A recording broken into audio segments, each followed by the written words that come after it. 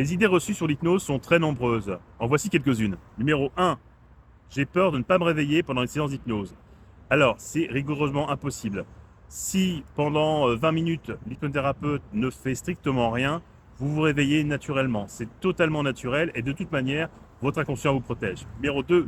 J'ai peur qu'on me fasse du mal ou qu'on abuse de moi pendant la séance. C'est une peur légitime, mais sachez qu'en tout cas, votre inconscient vous protège toujours pendant toute la séance et vous apporte quand même une certaine sécurité. S'il détecte que quelque chose ne va pas ou n'est pas normal, il vous réveillera tout de suite et vous pourrez agir. Numéro 3, je ne suis pas hypnotisable. Eh bien si, tout le monde est hypnotisable. Après, ça dépend vraiment de la compétence de l'hypnothérapeute, de l'expérience qu'il peut avoir et aussi de votre souhait d'évoluer ou pas. Si vous venez sans avoir souhait de changer, bah en effet, vous ne serez pas hypnotisable parce que vous ne voudrez pas être hypnotisé. Mais en soi, si vous venez vraiment pour un changement, pour activer un changement dont vous avez besoin, vous serez hypnotisable. Numéro 4, l'hypnose c'est magique, clac et c'est réglé. Non, non, ça ne se passe pas comme ça. La thérapie, ça suppose quand même un engagement actif de votre part et de votre inconscient. Sans ça, ça ne fonctionne pas, ça ne marche pas, ce n'est pas de la magie. On aimerait que ce soit le cas, mais en effet, par contre, il faut toujours avoir une action directe pour que ça marche.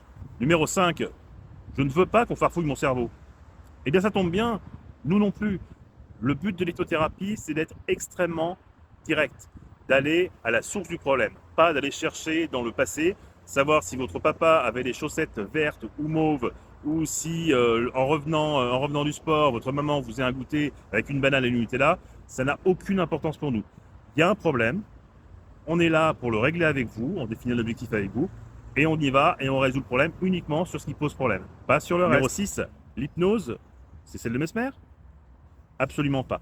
En hypnothérapie, l'hypnose de Mesmer, qu'on appelle nous classique ou récréative, n'a aucun intérêt, puisque dans ces cas-là, l'inconscient même n'existe pas, est endormi.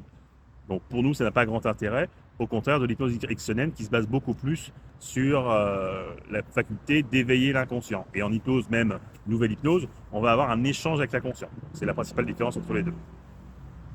Numéro 7, mais l'hypnothérapie, c'est pas réglementé.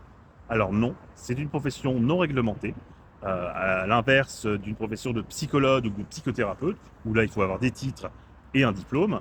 La profession d'hypnothérapeute n'est pas réglementée. N'importe qui peut être hypnothérapeute. Ensuite, il s'agit d'être vigilant quant à la formation de la personne et à l'expérience de vie qu'elle peut avoir pour être sûr de tomber sur un professionnel. Numéro 8, et pour l'hypnose, il faut un don, non?